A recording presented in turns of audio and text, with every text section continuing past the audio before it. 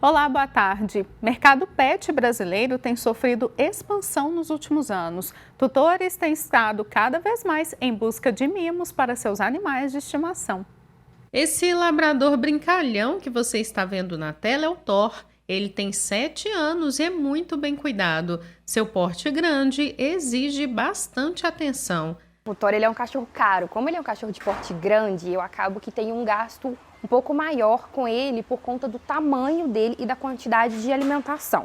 Eu compro um pacote de ração de 15 quilos para ele e tem os brinquedinhos, a caminha, a roupinha nesse tempo mais frio, essas coisas assim. Então, o gasto mensal, mais ou menos, que eu tenho com as coisas que eu compro para o Thor, gira em torno de R$300 a R$400 por mês. Assim como a Marcela, diversos tutores de animais têm relatado gastos com os pets além apenas da ração. Levantamento divulgado pela FEComércio Minas Gerais aponta que o setor de pet shop no país tem apresentado expansão. Em 2022, por exemplo, o Brasil tinha 167 milhões de pets, número 3,6% superior do que o observado em 2021. Esse número expressivo refletiu em 2023, quando o faturamento da indústria pet superou os 47 bilhões de reais, representando 0,47% do PIB brasileiro. Em 2023, o último dado coletado, o mercado pet movimentou cerca de 68 bilhões de reais na economia brasileira. Isso representa um aumento de cerca de 14% em relação a 2022.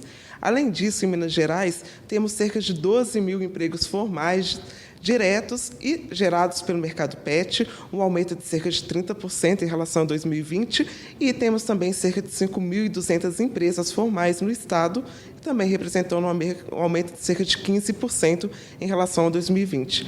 As famílias hoje, eles tratam os pets como se fosse um novo membro mesmo também de casa, né? Não só como um animal em si, e eles buscam mais qualidade de vida também para os seus pets. E isso tem atraído mais um crescimento na busca por produtos e itens nesse sentido. A diversidade de produtos é o que atrai ainda mais tutores na busca pela qualidade de vida dos animais de estimação. Nosso foco maior é o banho-tosa, medicamentos contra pulga e carrapato, né, que isso é importante no banho-tosa, isso não pode faltar. Hoje, os pets são tidos como membros da família e estão cada vez mais sendo humanizados. Dessa forma, as pessoas passam a buscar não apenas aqueles produtos específicos, como, por exemplo, a alimentação, e passam também a buscar outros produtos, como remédios, alguns acessórios e também serviços específicos, como banho e tosa, adestramento, hospedagem e também os passeadores de cães. Às vezes você vai numa loja, você vê uma coisa legal, você fala assim, por que não levar? E acaba levando. Na maioria das vezes é uma questão de consumismo mesmo, não chega a ser nem necessidade. Mas você olha, você fala, eu vou levar. Além dos produtos, a experiência do cliente nos pet shops tem virado ponto de atenção desses locais. Manter a qualidade, né, tanto dos tutores, né, deixar eles mais tranquilos, colocarem também uma qualidade para os pets poderem brincar, se divertir, desestressarem, não é cobrado dos clientes para poder acessar o pet park, né? Para quem deseja começar um negócio nessa área, a aposta é em inovação. Continua sendo aquela busca maior por produtos de alimentação e também medicinais, no entanto, o setor de serviços tem crescido muito. Então, a pessoa que queira investir nesse setor, é um setor que está em ascensão, é um setor que tem muito que crescer ainda.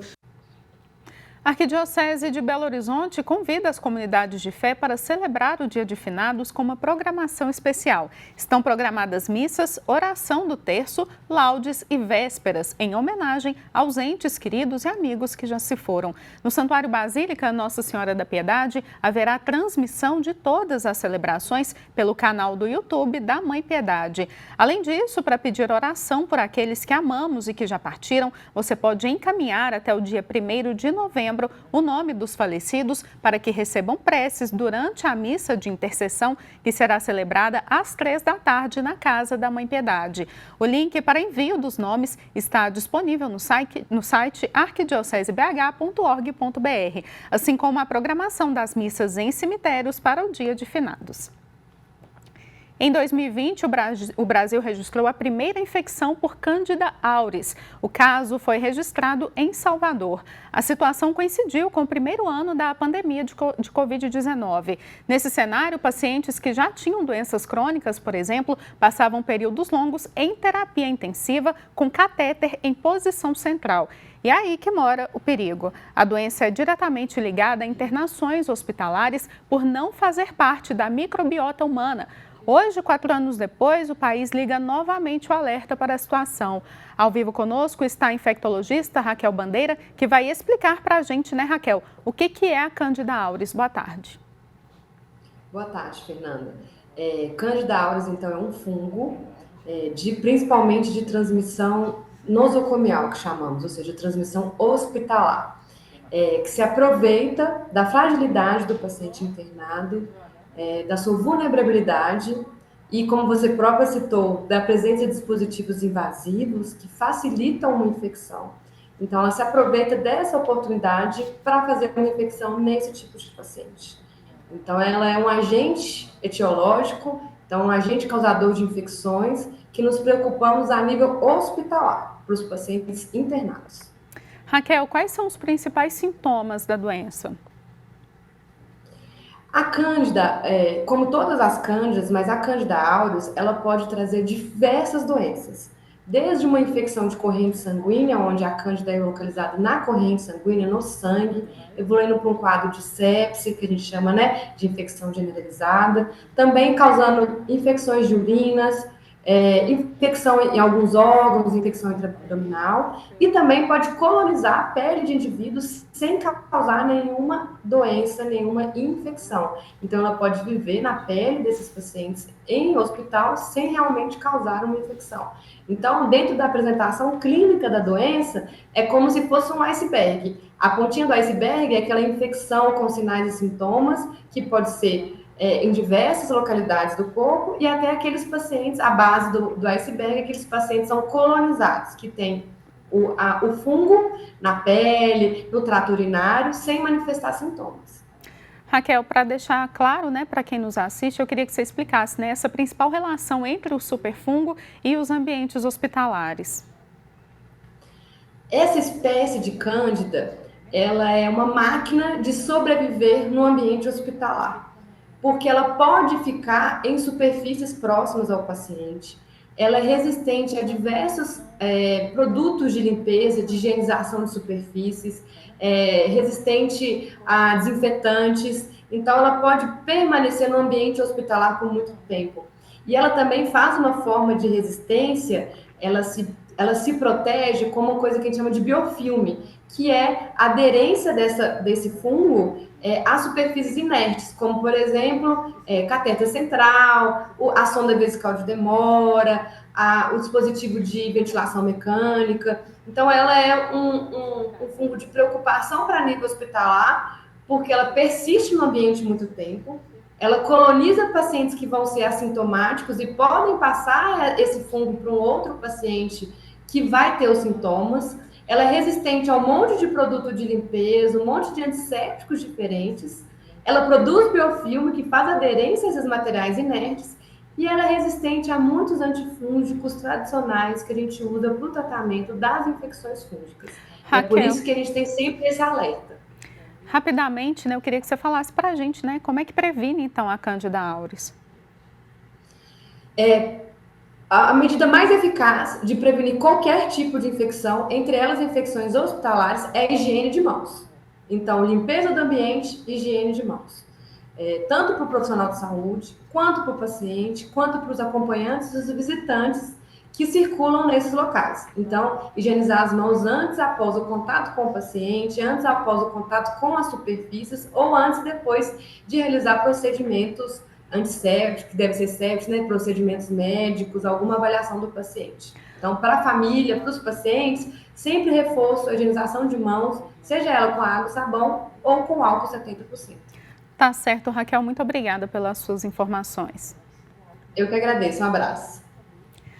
Os mais de 800 credores do caso de recuperação judicial da 123 Milhas têm até 30 dias para preencher o formulário de habilitação ou contestação dos créditos listados. O edital foi publicado pela Justiça de Minas Gerais e prevê que as habilitações sejam feitas exclusivamente por meio da plataforma de administração judicial. A Defensoria Pública de Minas Gerais preparou uma cartilha com orientações aos consumidores que têm valores a receber. Em caso de dúvidas, os consumidores lesados podem entrar em contato pelo endereço que aparece aí na sua tela. Belo Horizonte recebe o primeiro Congresso Nacional de Turismo e Cultura Sustentável. O evento é realizado hoje e amanhã na região centro-sul da capital. O repórter Paolo Xavier foi lá conferir e traz mais informações para a gente, né, Paolo? Boa tarde. Oi, Fernanda, boa tarde para você, boa tarde a todos que estão conosco. Quem for participar desse primeiro Congresso Nacional de Turismo e Cultura Sustentável vai se conectar com especialistas e profissionais de turismo com foco em atrair mais eventos e também pensando sempre na sustentabilidade, algo que é fundamental nesse setor-chave da economia. E é por isso que eu estou aqui com a Marina Simeão, que é diretora de Marketing e Promoção Turística da Belotour. Boa tarde para você. Eu te pergunto, né, o que a Belotour trouxe para este congresso? Boa tarde, Paolo. Boa tarde a todos. A Belotour é uma das patrocinadoras, né, via edital de patrocínio de eventos que a gente tem como política pública para o setor na cidade. E a gente veio trazer algumas das experiências que a gente já desenvolve em programas que tratam também da temática da sustentabilidade, de forma a gente ter um olhar para isso, e discutir cada vez mais a responsabilidade do setor turístico com as pautas de sustentabilidade, de inovação, segurança, pensando aí nas mudanças que a gente vem passando. Pensando na nossa cidade, Belo Horizonte, é possível fazer um turismo sustentável aqui nessa nossa urbanidade?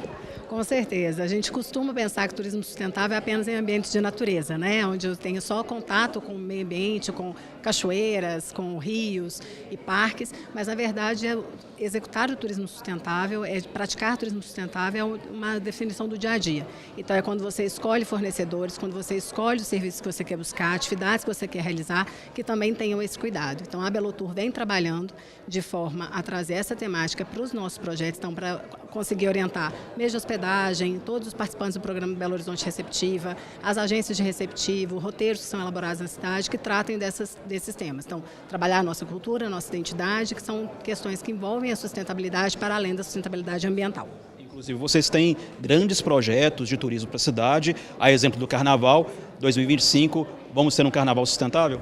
Com certeza. A gente tem, né, a ambição de fazer um carnaval diferenciado para 2025, especialmente com a pauta do baixo carbono, porque a reflexão que a gente traz é, se a gente pode fazer uma folia melhor para o folião, por que não fazer também uma folia que seja melhor para o planeta?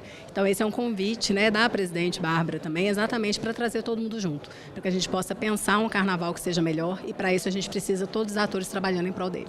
Tá certo, eu agradeço então a Marina Simeão, que é diretora de Marketing e Promoção Turística da Belotour. Você está vendo imagens aí dos produtos, né, que o turista pode encontrar em Minas Gerais. E aí eu volto com você, Fernanda. Tá certo, Paulo. Muito obrigada pelas suas informações. Vamos conferir agora como fica a previsão do tempo para hoje em algumas cidades mineiras. Em Belo Horizonte, nesta quarta-feira, a tarde e a noite serão de céu encoberto com pancadas de chuva. A temperatura mínima foi de 17 graus e a máxima pode chegar a 26. A umidade relativa do ar fica entre 50% e 90%. Em Baldim, na região metropolitana, o tempo se assemelha ao da capital, céu encoberto com pancadas de chuva. A mínima foi de 18 graus e a máxima pode chegar a 27. A umidade relativa do ar varia entre 50% e 90%. Em Manga, no norte do estado, a tarde será de muitas nuvens com pancadas de chuva. À noite, ocorre temporal. A temperatura mínima foi de 23 graus e a máxima pode chegar a 33. A umidade relativa do ar varia entre 40% e 80%. Em 2025, o NESP, Núcleo de Estudos Sociopolíticos, promove o mutirão em defesa da Casa Comum. A formação é uma nova etapa do projeto Encantar a Política e tem como objetivo capacitar multiplicadores para a promoção da justiça socioambiental e do exercício da cidadania. Ao vivo conosco está o professor Robson Sável, que vai dar mais detalhes para a gente, né, professor? Boa tarde. Qual o principal objetivo, então, do mutirão da Casa Comum? Boa tarde, Fernanda, para você e para todos os telespectadores da TV Horizonte. Nosso objetivo é ajudar justamente na qualificação daqueles que vão trabalhar durante a campanha da fraternidade do ano que vem, o tema da campanha da fraternidade, ecologia integral, um tema muito importante, muito oportuno, que geralmente os cristãos trabalham no período quaresmal, desde o Carnaval até a Semana Santa, mas que geralmente esse tema chega justamente nesse período. E é um conjunto de entidades que se reuniu através de uma solicitação da coordenação da campanha nacional da fraternidade, campanha que é conduzida pela CNBB, para produzir uma qualificação e uma formação de multiplicadores. E é isso que o Mutirão deverá fazer, já está fazendo um curso agora e logo na sequência terá um outro. Professor, eu queria que o senhor falasse para a gente, né, quem que vai participar desse evento e dar uma base também de como serão os encontros. Muito bem, Fernando. Os encontros eles são virtuais, então todas as pessoas que queiram ser multiplicadoras do conteúdo do tema da campanha da fraternidade podem se inscrever. Elas podem acessar depois a página do NESP, do Núcleo de Estudos Sociopolíticos da PUC Minas, onde tem informações. E nós convidamos geralmente lideranças de movimentos eclesiais, pastorais da Igreja Católica, grupos de fé e política, pessoas que atuam nas pastorais de comunicação, né, nas suas paróquias. Todos eles são pessoas que são convidadas a serem multiplicadoras do tema da campanha da fraternidade e, portanto, podem participar do mutirão. Tá certo, professor. Muito obrigada pelas suas informações. Grande abraço. A Arquidiocese de Belo Horizonte, em parceria com a Defensoria Pública de Minas Gerais, arrecada doações para o 8º Dia Mundial dos Pobres. A ação é dedicada às pessoas em situação de rua que vivem na capital mineira. E uma programação especial está sendo montada para celebrar a data no dia 7 de novembro. Você pode contribuir doando itens de vestuário e calçados, além de itens de higiene pessoal. É necessário que as doações estejam em bom estado de conservação. Você pode levar as doações para a Acolhida Solidária Dom Luciano Mendes de Almeida, que fica na rua Além Paraíba, número 208, no bairro Lagoinha, de segunda a sexta-feira, das 8 da manhã às 5 da tarde, além de unidades da Defensoria Pública na capital. Mais informações pelo telefone 31 3422 7141.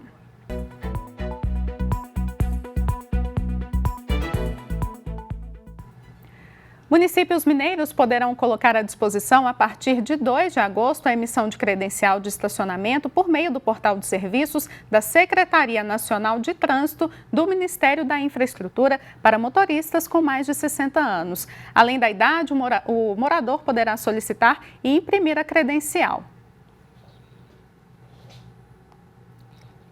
O maior grupo automobilístico da Europa, a Volkswagen, planeja fechar pelo menos 3 fábricas na Alemanha e cortar dezenas de milhares de empregos. O anúncio foi feito pelo Conselho de Trabalhadores nesta segunda-feira, dando mais detalhes sobre o projeto da montadora alemã. A Volkswagen planeja cortar dezenas de milhares de empregos na Alemanha. Foi o que afirmou um representante dos funcionários da empresa, que explicou que o conselho quer fechar pelo menos 3 fábricas e reduzir o tamanho das restantes. A presidente do Conselho de Trabalhadores explicou que o plano apresentado pela administração inclui um corte salarial de 10% para todos os funcionários e a transferência para o exterior de inúmeras atividades do grupo. Ich zitiere: Wir müssen unsere Produktivität. Passo a citar. Temos de aumentar a nossa produtividade. Temos de reduzir os nossos custos laborais. Temos que tornar nossas fábricas mais eficientes. Para ser sincera, só consigo pensar em 2 adjetivos para esse tipo de mensagem dirigida aos nossos próprios trabalhadores, para explicá-los e sensibilizá-los para a gravidade da situação. Sem confirmar imediatamente as medidas, a administração do grupo disse em um comunicado que tinha que enfrentar o problema em suas raízes. A empresa argumentou que o mercado automotivo europeu perdeu 2 milhões de veículos desde 2020 e que os custos nas fábricas alemãs são atualmente 25% a 50% mais altos do que o previsto.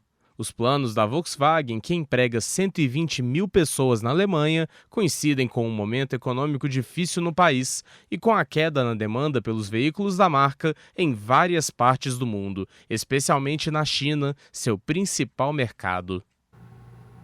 Voltando então ao assunto da credencial de estacionamento para idosos, nós estamos ao vivo com a advogada Juliana Bento, que vai esclarecer para a gente, né, Juliana? Boa tarde. Queria que você explicasse, né, quem tem direito então a esta credencial? Pois é, serão todas as pessoas com mais de 60 anos que elas têm uma renda até 2 salários mínimos, essa renda tem que ser individual, e essas pessoas elas têm que fazer a inscrição lá no CRAS, elas têm que ter o número do CAD único, né? Sem o número do CAD único, elas não vão ter acesso a essa carteirinha do idoso. Juliana, quais estabelecimentos devem disponibilizar vagas, então, para as pessoas idosas? Pois é, a carteirinha do idoso, por exemplo, no transporte interestadual, ela dá direito a 2 vagas por cada veículo de transporte. As companhias aéreas não estão inclusas nesse direito. Nos municípios, o transporte municipal vai depender de cada cidade, como que vai ser a legislação. Aqui em Belo Horizonte são 2 assentos por veículo que tem direito a esse transporte, e vários estabelecimentos aí por exemplo, cultural, em que eles vão garantir também o acesso a essas pessoas a ingressos como mais baratos, mas o principal foco da carteirinha é justamente o transporte público. Juliana, rapidamente, né? É essencial, então, que o idoso carregue essa credencial no veículo?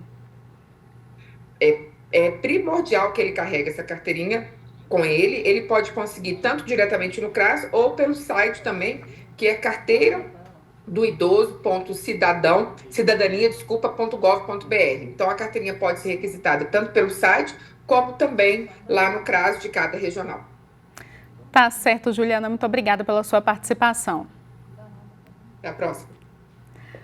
Nós voltamos amanhã, 12:30. Fique com Deus. Até lá.